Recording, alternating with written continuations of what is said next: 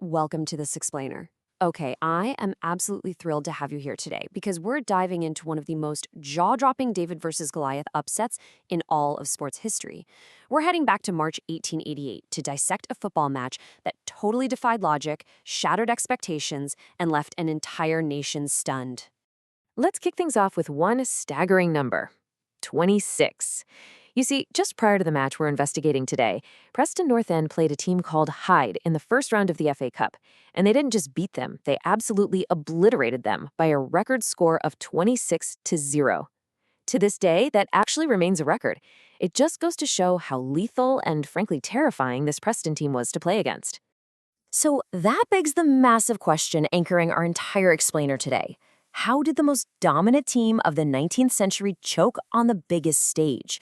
Well, today we're going to conduct a forensic autopsy of Preston's 1888 FA Cup final loss to West Bromwich Albion. We are going to dig into the evidence and investigate 4 truly bizarre reasons behind their spectacular failure. What's really fascinating here is just how invincible Preston looked on paper right before this final. I mean, they were riding this absurd 45-game unbeaten streak. They had that 26-0 victory in their back pocket. Plus, thanks to their manager, Major William Sudell, they boasted a roster packed with highly paid Scottish professionals, who, by the way, were often veiled as factory workers to dodge the early amateur rules. Literally nobody in the country thought they could be beaten by West Bromwich Albion. Suspect 1. Extreme hubris, or confidence kills. Preston didn't just think they were going to win. They were acting like the trophy already had their names engraved on it before they even set foot on the pitch at the Kennington Oval in London. Just picture the contrast in their mental states.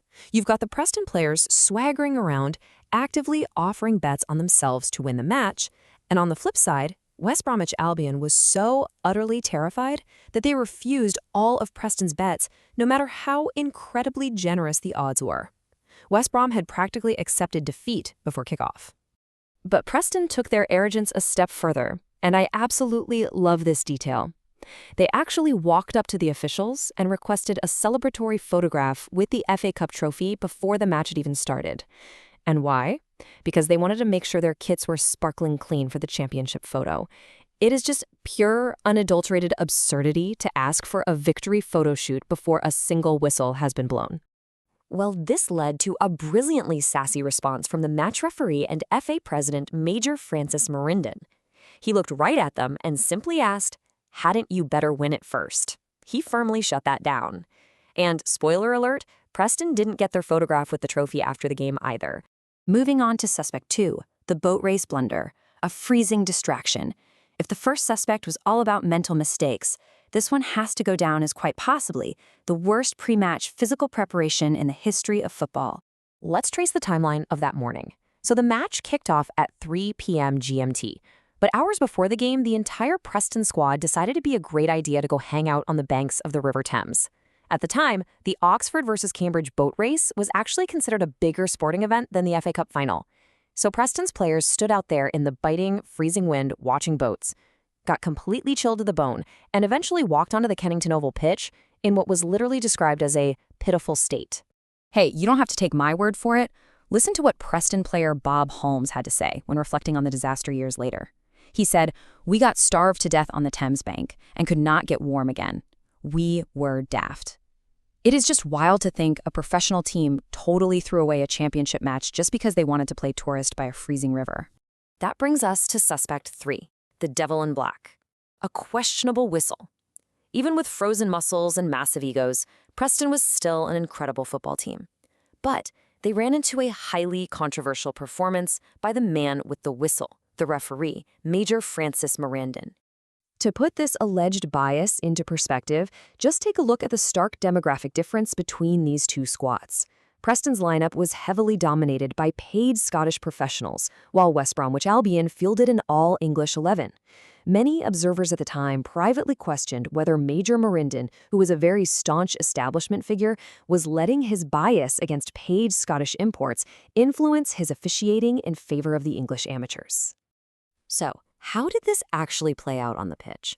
Well, at one incredibly pivotal moment, Preston was bearing down on the goal, right about to score. It looked like a sure thing. But suddenly, Major Merindon blows his whistle, stops play, and awards a free kick to West Bromwich. Now here's the kicker. Under the rules of the game at that time, a team had to actively appeal for a foul to get a free kick. Not a single West Brom player had appealed. The referee just invented a reason to stop Preston from scoring.